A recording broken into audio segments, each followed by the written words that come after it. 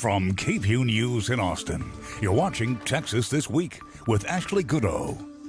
Good Sunday morning. The director of the Department of Public Safety sat down with KVUE's Tony Plowhetsky this week, saying the families of Uvalde deserve an apology from law enforcement. And he talked about the changing narrative of the officers' actions on the day 19 children and 2 teachers were killed. Let's get to the 3 things you need to know in Texas politics. I think they truly believed initially, that it really was a heroic law enforcement response, and that to enter that room was suicidal. Well, guess what? That's what we get paid to do, is to enter that room. Plain and simple. It's no excuse, no alibis in that situation. In his first sit-down interview since the Robb Elementary School shooting, the head of DPS talks about the failed response by law enforcement, who waited 77 minutes before entering a classroom to confront the gunman. You can watch the full interview at KVUE.com and on our streaming app, KVUE+.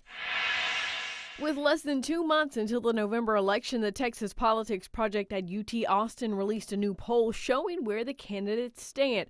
Governor Greg Abbott is holding on to his lead over Democratic challenger Beto O'Rourke. In a poll of 1,200 self-identified registered voters, 45% say they're backing the Republican incumbent, while 40% say they intend to vote for Beto O'Rourke. In the race for lieutenant governor, which is a rematch from 2018, incumbent Dan Patrick leads Democrat Mike Collier 39 to 32%, but significantly 20% of voters are undecided. The top donors to political campaigns typically have the ear of the candidates, and that's why for the last 2 weeks, KVUE has showed you who the top donors are to the candidates running for the state's top offices, using data from Open Secrets, a merger of the Center for Responsive Politics and the National Institute on Money in Politics. This week, we specifically looked at the donations coming from political action committees, organizations, and businesses. These are Governor Greg Abbott's top contributors, who aren't individuals for 2022. You see auto dealer Gulf States Toyota tops the list with $675,000. Beto O'Rourke's top non-individual donor is his organization, Powered by People. You'll recall he launched the policy group before announcing his run for governor. It gave the O'Rourke campaign $1.7 million. You can find the full list of top donors to the governor, lieutenant governor, and attorney general candidates at KVUE.com. Last year, Texas lawmakers drew new political maps in a process called redistricting. As a result, many Central Texans are now in new political districts and may not be familiar with the candidates running to represent them. One example of this is State Senate District 24. This is what it used to look like before redistricting. The lawmaker who represents this district, State Senator Don Buckingham, decided to run for land commissioner, and the district looks significantly different now. Now, I want you to notice on this map that the district used to include a portion of West and Southwest Travis County, as well as counties west and north of Austin. Now, the district is made up of North and Northwest Travis County. Blanco County is no longer in District 24, and while it still includes some counties north of our area, the district largely stretches to the south and even further west than it used to. The 2 candidates running to represent the district are Pete Flores and Kathy Jones Hospod. In 2018, Flores won a special election, becoming the first Republican to represent District 19 in the state Senate. But in the 2020 general election, he lost the seat to a Democrat. Now that the maps have been redrawn, making District 19 even more Democratic and changing District 24 to now include Flores' hometown, that's Pleasanton, which is south of San Antonio, he again has a chance to join the upper chamber. Now, according to her website, Hospod is an engineer who has spent most of her career in telecommunications infrastructure. We invited both of these candidates to talk to us about why they're running to represent District 24. Hospod never returned our calls or emails. So after the break, we'll hear why Pete Flores wants another chance to serve in the Texas Senate. Mr. Flores, again, you are running for a newly created district, which now includes some parts of the Central Texas area, some of our viewers who you didn't represent when you were previously in the Senate. So tell those viewers a little bit about yourself and why you're running to represent them in the Senate. Well, I have the honor and privilege of being able to run for Senate District 24, and we got through, just finished our primary, and I was fortunate to be able to win our primary by double digits, and I thank everyone for their support and trust in our ability to move forward and represent you effectively. I'm a former Texas game warden, served 27 years, finishing out my career as the colonel game warden for the state, where I served in Austin for 4 sessions and learned how to work with the legislature.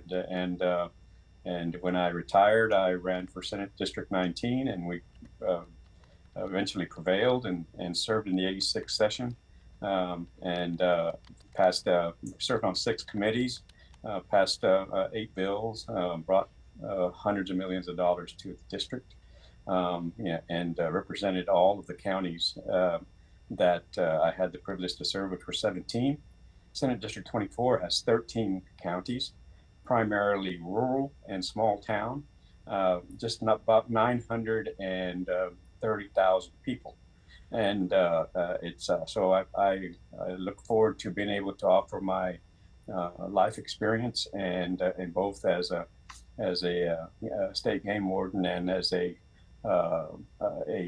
senator in service to rural Texas and small town, small city Texas, just like the town that I live in, which is 10,000 people.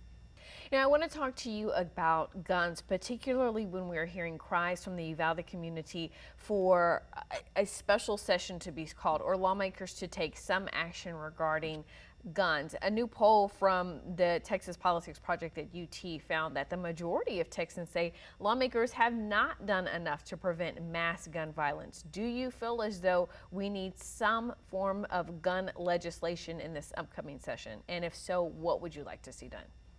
Well, as someone who has a lifetime of experience around guns, and as someone who has been a peace officer and as a state game warden, I would mount for people with guns all the time.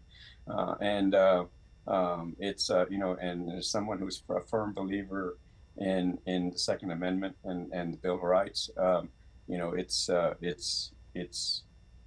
something that it's very precious to Texas. It's very precious to our Bill of Rights, is something important to the people in Senate District 24. So a lot of times we want to be able to change laws.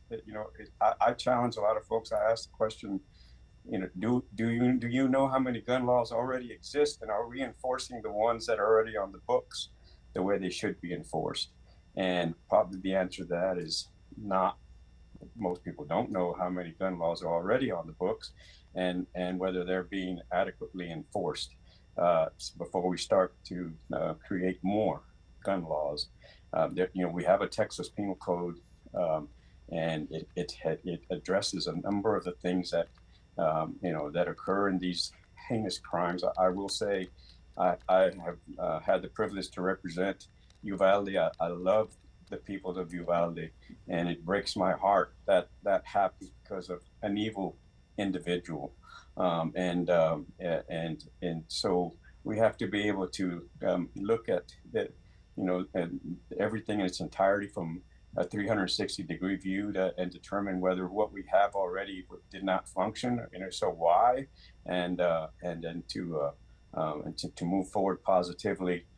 To address those issues, including the issues of mental health, which I was a big proponent of and still am in the 86 and will continue to do so, to address those root issues that cause these unfortunate evil acts. And again, to the people of Uvalde, which I love dearly, it breaks my heart that happened. So let's talk specifically about some of the legislation that has been thrown out, talked about in terms of guns, and just whether or not you would support these ideas. Would you support raising the age to buy assault rifles from 18 to 21? No, I would not. Would you support universal background checks, also background checks at gun shows? No, I would not. And would you support red flag laws in some form? No, I would not. Okay. Some people say that the Senate drew this district specifically for you, that you were, quote, handpicked by Lieutenant Governor Dan Patrick to be able to run and win this seat. What do you say about that sort of criticism to your campaign? Well, I say that, every senatorial district's changed. Every one of them. There's 31. And it went, for example, in 19 was 630,000 people per Senate member. And now it's with our population increased of just over 29.5 million people in Texas. Every senatorial district has about 930,000 plus or minus 5%. So everything changed. And so generally blue got bluer, red got redder. And those that were empty seats were redrawn. This was an empty seat with the vacancy of Senator Buckingham running for our land commissioner. And so we were fortunate enough that to be written into 24. And I would remind those that would have that type of criticism that it's still required that the people of the district elect you. And so you have to work very hard and still continuing to work very hard to earn every one of those votes. So that was no done deal here as far as that's concerned. And I look forward to moving on to the November general election and prevailing and taking a seat back in the Senate to effectively represent this district in a positive way. We made several attempts to reach Flores' Democratic opponent, Kathy Jones Hopspot. She never returned our calls or emails. Remember, Election Day is November 8th. That's Texas This Week.